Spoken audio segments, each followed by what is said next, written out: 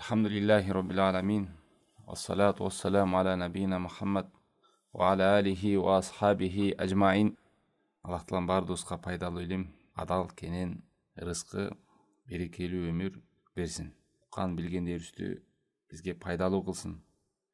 Бул хадис Абдулла ибн Умар радиаллаху анху. Умар ибн Хаттабтын баласы Абдулла кабарлайт. Айтат: "Кана мин дуаи Расулиллахи саллаллаху алейхи ва саллям." Пайгамбар саллаллаху алейхи ва саллямдын дуаларынан эле бул. Айтчу эле: "Аллахумма инни ауду бика мин завали ни'матик." О Аллах, мени нематтарыңдан куру калып калуудан, нематтарыңан кол жууп калуудан сактай көр деп. Ва тахаввули афиятик, жана жакшылыктарың оодарылып кетүүсүнөн, жакшылыктарың жамандыкка мага кетип калуудан, жакшылыгыңан кол жууп калуудан сактай көр. Ва фужаати никматик, жана күтүүсүз азабыңдын келип калуусунан. Ва жамиа сахатик, жалпы каарыңан, ачууңан мени сакта деп дуа кылар эле дейт пайгамбар саллаллаху алейхи ва саллям. Бул хадис пайгамбар саллаллаху алейхи ва саллям айткан Сахих Муслимде 2739 хадисте келген. Ушул дуаны жаттап алайлы. Жаттап дайыма айтып жүрөйлү.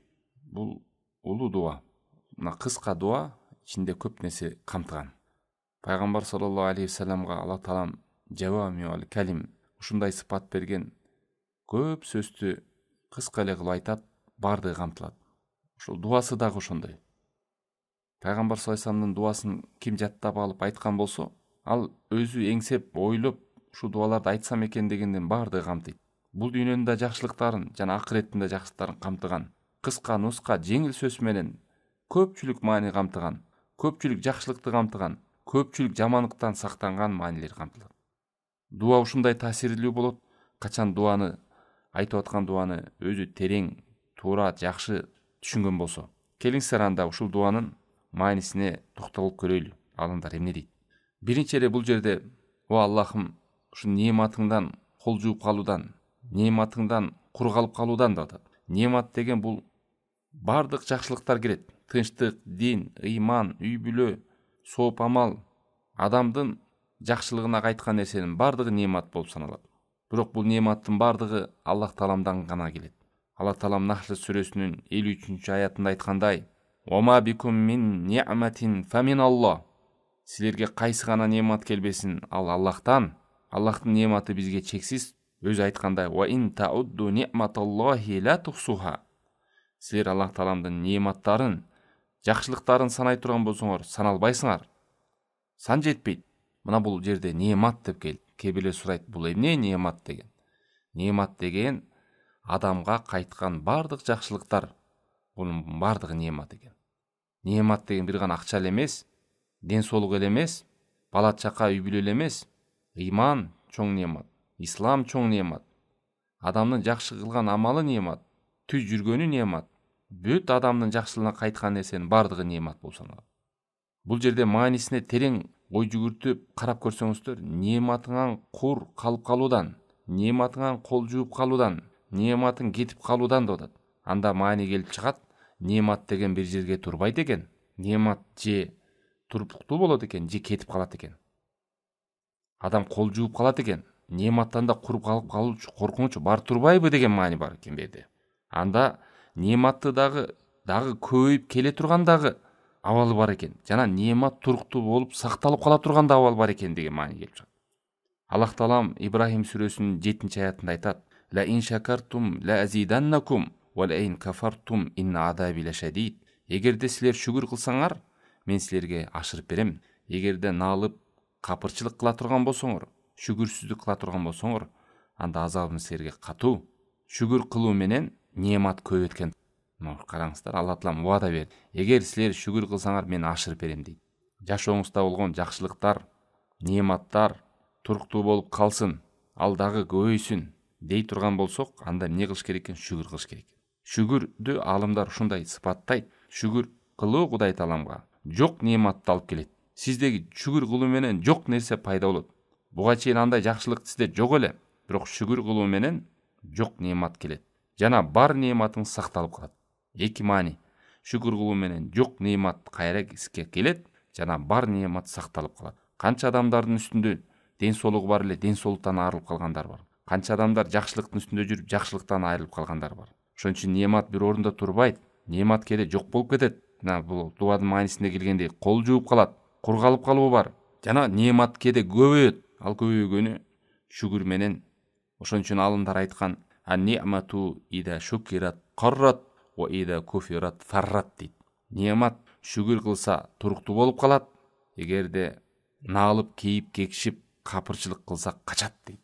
Шүгүр кылуу менен немат туруктуу болуп калат. Кейип, кекшөө менен, наразы болуу менен, Аллах Таалага наразылык көрүүсү менен, бар нерсеге каниет кылып, топук кылып шүгүр кылбоо менен ал нерседен да кур калат. Ошон үчүн Аллах сактасын, кээ бир учурда адамдар: "Мен кейип кекшиген жокмун, жөн эле арыз муңун айтып атам, жалап кылып атам, жөн эле баягы наразычылыгын көргөзүп атам бирөөгө" деп, бирок Кудай Тааламга наразы экенин, Кудай Тааламга шүгүрсүздүк кылып атканын эске албайт. Адамдарга арыз муңун айтып, жашоосуна нааразы экенин айтуу менен бул Кудай Тааламга шүгүр кылган болуп саналбайт. Бул наалып, кейип, кекшип, жашоосуна нааразы экен, Кудай Таалам бөлүп берген нематка каниет кылбагандыгынан шүгүр кылбаганын белгилери. Шүгүр үч түрлүү кылынат. Жүрөгү менен шүгүр бар. Ал жүрөгү менен каниет кылып, ыраазы болуштугу. Тили менен шүгүр бар. Тили менен кейип, кекшип, наалыбай, жаман жалап сөздөрдү сүйлөбөй. Жана денеси менен шүгүр бар. Кудай Таалам көздү жараткан болсо жакшылыкты көрөт. Кулак берди, кулак жаман нерселерди укпай жакшылыкты угат. Колду берди, жакшы нерселерди кармайт. Бүт ушу бул дененин шүгүрү. Кудай Таалам берген денени орозого, намазга, жакшы иштерге жумшайт. Мына ошол жерден чүн пайгамбар саллаллаху алейхи берди Абдулла ибн Умар айтып атат пайгамбар саллаллаху дуаларынан эле: "О Аллах, мени нематыңдан кур калтырып койбочу. Нематыңдан кол жууп калбайын. Ушул нерседен сактай көр" деп жалбарып дуа кылып жүргөн экен пайгамбар саллаллаху алейхи. Ушул нерседен коркойлу. Бир жакшылыкта жүрсөм эле дайыма жүрө бербейин дебейли. Ал немат бир орунга турбайт экен. Көбөйө турган учуру бар экен. Такыр азая турган учуру бар экен. Жок болуп кетүү коркунучу бар экен. Ал адамга кайтат экен. Адамдын мамилесине жараша. Ибн Кайым рахимахулла айтат: "Ма хуфидат ни'матуллахи би шейин кат би мисли таатих" дейт. Мына азыр ушуну ой келет да: "Ай тууганым, кой анда мен ушул нематты сактап калыш үчүн эмне амалдарды кылышым керек" деген адам жүрөгүндө ой келет. Мына алымдар багыт берип атат. Немат сакталып калыш үчүн, жакшылык туруктуу болуп орноп калыш үчүн Аллахтын нематтары, эң чоң немат жакшылыктарын сактап калыштын жолу бимисли таати, Кудайга баш ийип, Кудай Таала менен мамилени оңдоодон да артык нематты сакталып калуучу нерсе жок деп атат. Сакталып калыш үчүн Кудайга баш ийиш керек экен.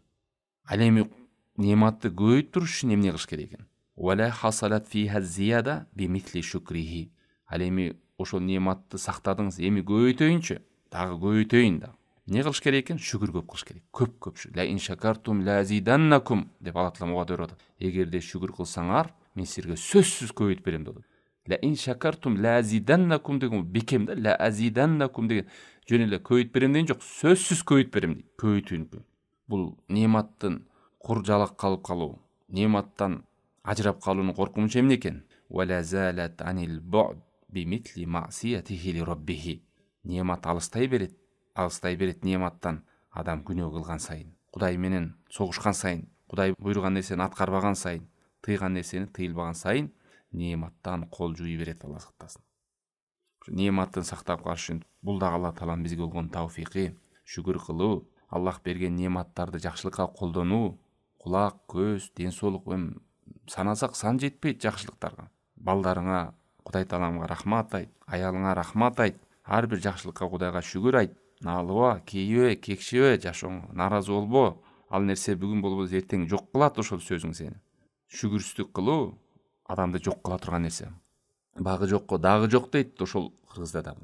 Ошо наалый берген адам дагы азып калып калган нематынан да кур калып калат. Немат дегенде эң чоң немат эмне десе, бул ислам.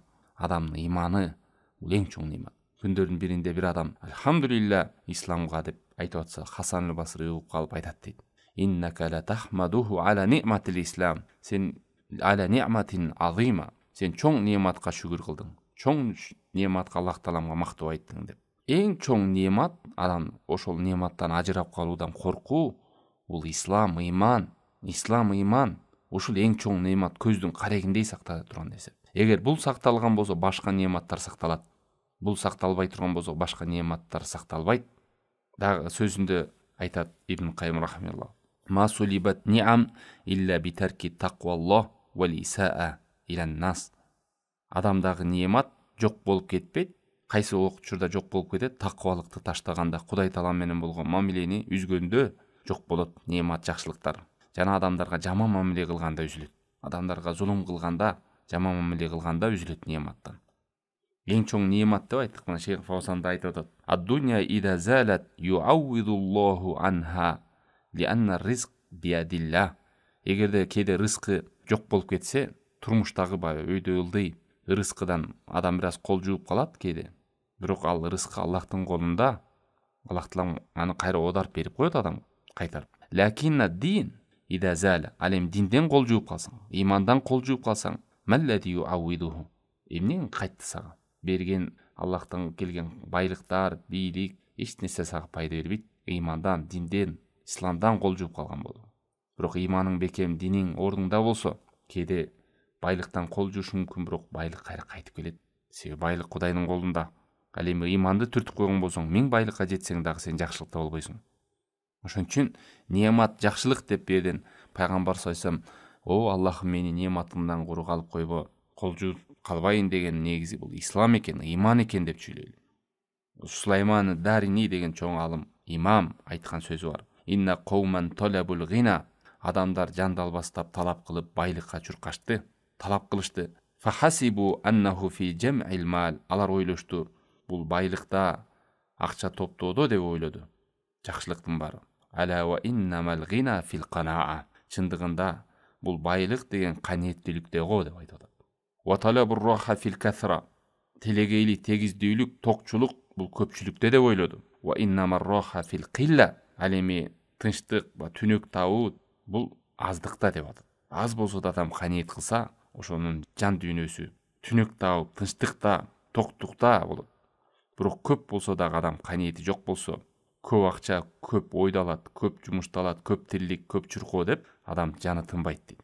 Ва талабул карама минал халк. Адамдардан мен урматтаса экен, сыйласа экен деп адамдардан үмүт кылды. Ала ва хия фит тақва. Ал эми бийиктик, урмат, сыйлык бул таквалык менен келет. Адамдардын эшигин каккылыктоодо эмес, адамдардын артынан үмүт кылууда эмес. Эми караңыздар сөзүн бизге тиешеси. Не дейт? Ва талабу ни'мата фил либас вар ракиq вал лайн фит таам таyyib. Ни'мат деп жакшы кийимдерди кийүүдө, жакшы тамактарды жөөдө деп ойлоп калышты дейт адамдар. Бирок чындыгында чоң не'мат бул ан-ни'мату фил ислам. Исламда го бул чоң не'мат дейт. Ошон үчүн кээде жумуштун артынан, анан тамактын артынан, тирликтин артынан деп намазын таштап салгандар, имандан алыс жүргөндөр, ушул биякты баарын жыйнап алайын, бутуман туруп алайын, анан мен көргөзөм намаз окуганды, анан мен тыныч отуруп ибадат кыла берем деген, мунун баары алдангандар. Мунун баары туура эмес. Намаз менен жашоого тынччылык келет. Кудай таала менен мамиле түзүлүү менен ырызык кеңейет, неъмат көбөйөт. Аллахтан алыстап кантип адамдын жүрөгүнө тынчтык келет. Ошон үчүн алымдар айтат, бул туура эмес түшүнүк дейт. Аллахтын жакшылыгы дегенди тек гана курсак тойгондо, кийими бүтүн болгондо, акчасы болгондо ушул гана чоң неъмат деген бул туура эмес түшүнүк. Бул өтө жеңил ойлуу. Чоң неъмат бул ислам, иман жана Аллах тааламга мамиле куруусу, Аллах тааламга жүз буруусу. Ушул мына эң чоң неъмат. Бир нерсени эске алайлы, бул нерсени жакшы түшүнүп алайлы. Эмнеге кайталап айтып атабыз? Мына уксаңыздар, чоң муфассир Аллама Саади эмне дейт? Неъматтын бир ажайып бир абалы. Айтып атат: "Ва куллама тола тааммулул абд фи ни'матиллахи зохира вал батина." Адам баласы канчалык Аллах берген неъматтардын сырткысындагы, ичкисиндеги акыл калчап ой жүгүрткөн сайын дейт, Аллах таалам динде берген жана дүйнөдө берген жакшылыктарын эстеген сайын ра'a роббаху код а'тоху хайран кафира. Ал адам анык чыныгы көрө алат. Кудай таалам мага чын эле көп жакшылыктарды берген турбайбы деп. Ва дафа анху шуруран мутааддида. Жана түшүнө алат, Кудай таалам мени, Аллах таалам көп жаман нерселерден сактаган турбайбы деп. Вала шакка анна хада ядфа'ул хумум вал гумум ва юджибул фарах ва сурур. Эч күмөнсүз, шексиз Аллах таалам ушундай сыпат адамга орносо, кайгы, кападан, ныксыроодон жана жашоодогу бүт жок кылат бул нерсе. Жана адамдын жүрөгүнө, жан дүйнөсүнө сүйүнүч, кубанычты алып келет ушул нерсе менен. Адамдын табияты ошондой. Канчалык Аллахтын жакшылыктарын моюнга алып, эскерип, шүгүр кылып, кылган сайын Кудай таалам болгон сүйүүсү күчөйт. Жашоодо деле ошол да. Бир адамга бирөөдөн мисалы жакшылыкты көргөн болсоң, ошого благодарный болуп, ошону унутпай, эстеп, артынан жакшы дуа кылып жүргөн адам бул жакшы адам да. Ошол эле ата-энеге деле ошол кичинекейимде мени 9 ай курсагында карады эле, канча акчасын аябай мени бакты эле, өмүрүн, ден соолугун бүт мен үчүн коротду эле деген нерсе баланын көкүрөгүндө жүрсө, кийин чоңойдо болсо унутпайт ал ата-энесин. Анан ал нерселерди унутуп койгон болсо, ата-энесин дагы кайсы бир деңгээлде мамилелери салкындайт, алыстайт, таасир берет. Ал эми Аллахтын нематы адамга сан жеткис болсо, кантип анан адам ушуларды эскерип ой жүгүртпөйт. Кимде ким Аллахты тапкан болсо, нени жоготту? Кимде ким Аллахты жоготкон болсо, нени тапты деп адамдар айтат да. Ошон үчүн бул жерде чоң маани туугандар, о Аллах мени нематыңдан куру калып калуудан сактай көр деген. Бул дуаны канчалык көкүрөгүңүзгө орнотуп, ой жүгүртүп, түшүнүп алган болсоңуз, дуа кылуу менен дуанын кабыл болушунун бирден бири өзүңүз дуа кылып аткандын маанисин түшүнүш. Жүрөк менен тилдин байланыш. Ошон үчүн биз кенен шашпай токтолуп атабыз. Айрым туугандар түшүнбөйм, эмнеге бир кыска нерсеге көп токтолуп атат дейт. Ушуну бир угуп түшүнүп алгандан кийин жаттап билип алайлы дагы, кийин дуа кылганда ушул маанилерди эскерейли. Эскерүү менен жүрөктөр ачылат, иман көтөрүлөт. Сөзүң быдылдап, жүрөгүң талаада, оюң дагы бир планда, кантип дуа кабыл болсун. Экинчиси маанисинде улам нематтан кийинкисинде айтып атат дагы. Жакшылыгыңдын оодалып кетүүсүнөн сакта дейт. Жакшылык дагы бар. Жакшылык адам ден соолугу чың, курсагы ток, алхамдулилля, тынчтыкта, үйү жылуу, бул жакшылык да. Ошол жакшылыкта кээде оодалып кетет экен. Күтүүсүз жерден. Ошодон да сактанып атат пайгамбар саллаллаху алейхи вассалам. Турган жакшылык бале болуп кетет кээде. Ошон үчүн Али ибн Аби Толибдин сөзү бар. Ма назарал бала илля биданбин ва ма рафа илля битауба. Бир бале түшкөндө сөзсүз күнөө аркылуу түшөт. Ал бале кайра көтөрүлбөйт, качан адам тобо кылып, моюнун алып, ошол күнөөдөн арылбайынча дейт. Ким ал жакшылыкта афия деп коет да муну. Афия дегени бул ден соолук эле эмес. Афия деген мындай да, жалпак тилге айтканда, Кудайдын назарында жүргөн адам. Кудайдын назарында жүргөн адам, ал адам күнөөлөрдөн сак болуп, ден соолугу да бар. Ден соолугу жок болсо да Кудайдын назарында бар. Ал адам Кудайга шүгүр кылып, күнөөдөн алыс болуп жүрүп, ар бир күнөөсүн кылып алган болсо Кудай таалам кечирген. Ошону айтат афия деп. Бу жерде суратпа арабчасында ватахаули афиятик. Ушундай жүргөн Кудай менен мамилеси бар, жакшы Кудайдын назарында жүрүп эле бир күнү Кудай тыйган нерсени кылып баштайсың, Кудай буйруган нерселерди таштап баштайсың. Но ошол кезде Кудайдын назарынан чыгып кетесиң. Ошондо ушул жакшылыктан кол жууп каласың. Бул нерсени түшүнүш үчүн бир хадисти эске алайлы. Бул Ибн Мажада келген, Имам Ахмадтын суннасында келген, Муснадында айтат, пайгамбар саллаллаху алейхи вассалам айтат: "Ман асбаха минкум аминан фи сирбихи, муафан фи баданихи, инда кути яумихи, факааннама хайзат лаху дунья бихадафириха." Ким эрте менен турган кезде, жаткан, турган, түнөгөн жеринде тынчтыкта болсо, муафан фи баданихи, денеси сак саламатта болсо, жана бир күн айында кути яумихи, бир күндүк жете турган тамагы болсо, факааннама хайзат лаху дунья бихадафириха. Ушул дүйнөдөгү бардык жакшылыкты камтып алгандай абалда болот дейт. Көрдүңүзбү? Үч нерсени айтты. Эрте менен турсаң үйүң күйүп кеткен эмес, же сел каптап кеткен эмес. Алхамдулилля, көзүң ачсаң бардыгы ордунда, денең сак саламатта, курсаң ачса бир күндүк жете турган тамагың бар. Бул адамдын абалы дүйнөдөгү бардык жакшылыкты камтып алгандар дейт. Канча жерде турса бир күнү топон суу каптап кеткен, жер титиреп кеткен, эрте менен турса үй күйүп кеткен, чыкса малдар урдалып кеткен, же өлүп калган, канча деген адамдар бир түндө ошондой окуялар болот. Үйүн тоноп кеткен, өлтүрүп кеткен, Аллах сактасын. Турса бир жери шал болуп калган. Санай берсе бир күндө канча деген жаман окуялар болот. Бир түндө адамдар уктабай урушуп, талак болуп, ажырашып, балдары чыркырап, эки жака бөлүнүп кеткен. Ошон үчүн адам канчалык Кудайдын нематтарын жакшы ой жүгүртүп эстеген сайын кандай чоң немат экенин билет. А биз адам тойбоста бирөөнүн машинасына карайт, бирөөнүн үйүнө карайт, бирөөнүн бизнесине карайт, бирөөнүн акчасына карайт кээ бир адам. Мына ошондуктан барып Кудай тааламга наразылык келет. Неге ада мындай, менде мындай? Ал мынча табат, неге мынча таппайм? А өзүндөгү ылдыйларды карабайт. Бирөө көрбөй жүрөт, бирөө уга албай жүрөт, бирөө отура албай жүрөт, бирөө укута албай жүрөт. Аны караган эч ким жок. төрткү үстүңдөгүлөрдү карайт да. Анан ошонун артынан келип туруп налыган, кейиген, кепшиген, Кудай Тааламга наразы болгондор чыгат да. Недовольныйлар. Анда Алла Тааламдын бул мыйзамында жер бетинин баардыгын падыша кылып койсо, баардыгына бирдей ырызкы берип койсо, ким водитель болот, ким кароолчу болот, ким жумушту кылат анда? Жин шайтандар келип кылып береби? Алла Таалам ошондой хикматынан бирин өйдө, бирин ылдый кылган. Бирде күн сага күлсө, бирге кыргызда сөз бар го, бирде төжү минет, бирде жөө жүрөт. Ошондой өйдө ылдый. Бактылык деген ошо тегелегей тегиз болуп, баардыгы бийликке келип калганда, баардыгы бай болгондо бактылык эмес. Ошол нерселерди, неаматтарды көп эстейли. Ошон үчүн Аббаска пайгамбарыбыз кайталап айткан: "Я Аббас, салил афия" деп бул чоң сахабага айтып атат. Эй Аббас, бул жакшылыкты сурагын Кудайдан деп. Афия, Кудайдын назарында жүрүүнү сурагын деп атат. Аббас деген пайгамбар саллаллаху алейхи вассаламдын атасынын бир тууганы, абакеси деп коет кыргызча. Ошо айтып атат. О, Абба, атасынын бир тууганы айтып атат. Афия көп сураңыз, бул дүйнөдө да акыретте деп.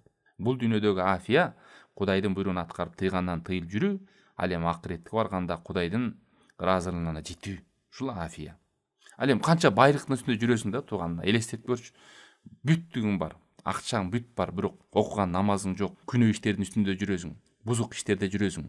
Эмне байлык? Ал байлыгың сага не'ма эмес, никма болуп келет. Байлыгың бале болот, Аллах сактасын. Ошол сени курутат, жок кылат эгер ошону күнөөнүн үстүндө жүрө турган болсоң. Ошон үчүн бир нерсеге жетип калганда эле жеткенге сүйүнбөйлү. Ошону туура жол менен жеттимби? Туура жолго жумшадымбы? Каяктан алдым бул нерсени? Акыретте да ошого суралат. Каяктан алдың, каякка жумшадың? Эптеп эле таап алсам болду эмес. Ошон үчүн бул не'ма афия кээде өзгөрүп кетет туура эмес жака. Ысырап кылып баштайт. Кээде туура жол менен таап келип, ошону ысырапка колдонот, акчасын. Же бузук ишке колдонот, Аллах сактасын. Ошонун баардыгы жакшылык нерсеси жамандыкка оодарылат, Аллах сактасын. Андан кийин үчүнчүсү дуасында ва фужаати никматик дейт. Жана күтүүсүз жерден, Аллах сактасын, күтүүсүз жерден балең түшүп калуудан сакта деп атат. Бул дагы Аллахтын бир азаптарын бири. Адам жүрө берет, деп көңүлү ток болуп, кыйратып атам, ойротуп атам. Жана мурунку Аллахтын карына калган адамдар мындай ойлордо болчу экен да, мурунку доордо. Кедей адамдарды көрсө, сен бул дүйнөдө жыргагандан акыретте жыргамак белең. Бул дүйнөдө ийгилик таппагандан акыретте ийгилик тапмак белең. Аллах Таалам мага байлыкты берип атса, анда мен Кудайдын эркек кулдары экенмин. Сага байлыкты бербей аткан болсо, сен Кудайдын өгөй кулдары экенсиң. Же болбосо Кудайга жакпаган пенде экенсиң деп, кээ бир наадан Кудайдын карына калган адамдар үшүнтүп тарала алат экен, Аллах сактасын. Мындай байкуштар билбейт. Бул неаматтын үстүндө жүрөм, жакшылыкта жүрөм дейт, бирок ошол учурда күнөө иштерди уланып жүргөн болсо, ал нерсе балеге айланат. Тоосуз өтүп кетет. Ва фужаати никматик деп күтүүсүз жерден келген балеңе сакта десе, алымдар айтат, эмне десе, адам жүрүп эртең окуйм намаз, Кудай буйрса мына оңолом, тигил оңолом, жакында бул кредитти таштайм, жакында бул урурлукту таштайм, жакында бул калпайтайны таштайм, жакында мен бирөөнү кол көтөрүп зулумдугун таштайм, жакында деп жүрүп туруп күнөө ишти улантып бир күнү тырп этип жаны чыгып өлүп калат. Эч кандай тоо да кылбай калды, жакында деген ишке ашпай калды. Аллах Таалам Куранда айткандай: Робби иржиуни лаалли а'малу солихан фима таракту деп өкүнөт экен да. О, Роббим, мени кайтарчы бул дүйнөгө. Эми кайтып келсе мен башкача болом. Эми солих амал, жакшы амалдарды кылам деп. Жок, кеч алыр. Жакында деп канча адамдар жакында жетпей өтүп кетти. Анан бул жерден бир нерсени туура түшүнөйлү. Кээ бир адамдар чаташат. Эми мен билбейм, тигил адам деле бузук ишти кылат, кредит алат, намаз окубайт, бирөөлөрдөн урдайт, тонойт, айтсаң менен бүт бузукунун баарын табасың да ошо адамдан. Бирок катеште жашайт, акыркы үлгүдөгү машина, акчасың, телегей, тегиз эл кийбеген кийим, жебеген тамак жүрөт.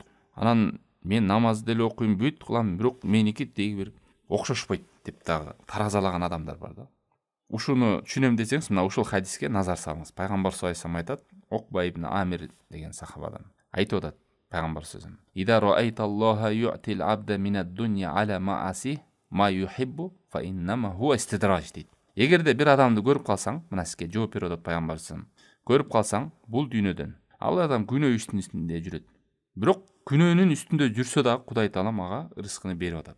Көрүп калсаң, бул эмне десе, ал истидрач деп айт. Ал истидрач дейт. Кыргызча истидрач эмне десе, акырын ошондой күнөөгө, ошондой Кудайдын азабына, тозокко татыктуу боло тургандай деңгээлде көтөрүлүп бараткан даражаны айтат да. Араф сүрөсүнүн 182 аятында айткандай: "Валладина кадзабу би аятина", биздин аяттарыбызга калп дегендер санастадрижухум, аларды эмне акырындык менен тозокко киргизебиз, акырындык менен аны акырын азаптап коебуз. Мин хайту ла я'ламун, алар күтпөгөн, билбеген жактан. Мен жакшы жүрөм, Кудайдын ыраазында жүргөн үчүн Кудай мага берип атат да. Кудай да ошо сүйгөн пендесине берет да деп, ошол байлыгына чимерип, ошол менин жакканым үчүн берип атат да Кудай таалам деп. Бирок кылып аткан күнөөлөрүнө маани бербеген жүргөн адамдар, бул аларга балей болуп кайтат экен. Ал эми Кудайдын назарында жүргөн адам кээде туура эмес иш кылып алса, Кудай таалам ырыскыны кемитип коет. Ошону акыл эсине келсин. Себеби ал кулум ошонун артынан бузукка кетип калбасын деп. Ал эми Кудайдын назарынан кетип калган адам бузук иш кылса деле ага көңүл бурбайт Алла таалам. Аны сактабайт, коргобойт, өйдө ылдый кылбайт аны жашоосун. Ырыскынын эшигин ачып коет. Алла таалам Худ сүрөсүнүн 102-аятында айткандай, эмне дейт? Бул хадисте да алдында келет. Алла таалам дейт, бул хадисте анын аят уланат. Биринчи хадисте эмне дейт? Инналлаха юмахили залим хатта ида ахадаху лам янфалит. Бир залымды Алла таалам таштап коет дейт, узартып, убакыт берип коет. Бирок аны азаптаган кезде оңдурбайт деп атат да. Оңдурбайт. Ал адам Аллахтын азабынан качып кутула албайт. Шанс жок ал адамга болду. Ал эми момундун жашоосу кыйынчылык келсе сабыр кылат, ошого да сооп алат. Жакшылык келсе шүгүр кылат, ага да сооп алат. Бүттүгү утууда болот момун мусулмандын жашоосу. Ал эми Кудай менен келишимди бузуп салгандар, Кудайдын назарынан ажырап калгандар, ага Кудай таалам назар кылбайт. Кандай кылса жестко ошондой мамиле кылынат аларга. Бузук ишине бузук Кудай жооп берет акыретте. Мына айтып атат Куранда: "Ва кадалика ахду раббика иза ахадал кура ва хия залима, инна ахдаху алимун шадид." дейт. Эгерде сенин Роббиң бир айылдын бузукку зулум кылгандарды азапка тарта турган болсо, өтө катуу азапка тартат дейт. Инна ахдаху алимун шадид. Эгер алар залым кылып жүргөн болсо дейт да. Залымдыкта жүргөн болсо. Бул нерсе менен түшүнүш керек. Бир адам бузук ишти кылып жүрөк күнөө келип атса, бузук ишти күнөө кылып аткан болсо, бирок неаматтар келип атса, байлыктары келип аткан болсо, иши жүрүшүп аткан болсо, телегей тегиз болуп атса, бул жакшылыктын белгиси эмес экен. Бул Кудайдын назарынан ажырап, аны Алла таалам таштап койгон белгиси экен. Билгениңди кыла берем. Баягы мындай деле, мындай күнүмдүк турмушта болот го, бирөөгө айтасың, такыр болбойт да, тоң моюн. Анан айтасың, билгенин кылчы анда айланайын. Айттым уже тилим тешилди сага дегендей бар го. Мына ошондой дагы тетир кулдар бар да Кудайдын алдында. Ал эми өзүң жакшы көргөн жакын адамың болсо күйүп бышып, кээде балаңды деле тарбиялап коесуң го, бир нерсени бербей коесуң, кой. Акчанын артынан балам бузулуп кетпесин, машинамды айдап бирөөнү коюп кетпесин деп, айыл акыл эзине токтоло элек бул айыл. Токтолсун, анан анча-мынча нерселерди карматып, жоопкерчиликтерди берип тапшырып турам деп, ага чейин тартпайсыз. Сиз жакшы көрөсүз аны. Ошондой эле Кудай тааламдын кулдары да Аллах тааламга жагымдуу кулдар, Кудайдын буйругун аткарып жүргөндөр кээде жашоосу өйдө ылдый болот. Бул дагы аны азапташ үчүн эмес, аны Алла таалам тарбиялаш үчүн кылат. Ошол кулум бузулуп кетпесин, көзүм май басып кетпесин, ушул байлыкты көтөрө албай деп, ошонун табиятына, акыбалына жараша Алла таалам ырыскысын өйдө ылдый кылып турат. Ошон үчүн канча деген адамдар кээде кыйынчылыктын артынан жакшы иманга келген, жакшы жолго түшкөн, эсине келген. Ошентип Алла таалам тарбиялап турат да. Эми суроо берди тургандар. Кайфа я'рифул фарк? Кантип билебиз? Кудай таалам менден нематта жүрүп деле ыраазыбы, же нематта жүрүп менен нааразы экенин белгилери барбы десе, Шейх Усаймин рахимахулладан суралганда ушинтип айтканда: "Иннал инсан ида кана мустақиман ала шар'илла фан-ни'ам мин бабил жаза." Эгерде адам баласы жакшы жолдо жүргөн болсо, ага нематтар жагып аткан болсо, да жакшылык болсо, анда Алла таалам ага ыраазы болуп берип аткан белгиси. Ва ида кана муқиман ала ма'сиятилла ма'a тавали ни'ам фа хия истидрач. Ал эми намаз окубайт, күнөө иштеринин үстүндө жүрөт, бузук иш кылат, урдайт, тонойт, коррупция кылат, бирок байлык келип атат. Бул не белгиси десе, бул истидрач. Аны Кудай таалам таштап салган. Билгениңди кыла бер. Акыретке келгенде эсептешебиз деген адам ал адам. Момун адам, өйдө ылдый болуп турган адам, Алла таалам өзүнүн назарына коюп тарбиялап турган адам да.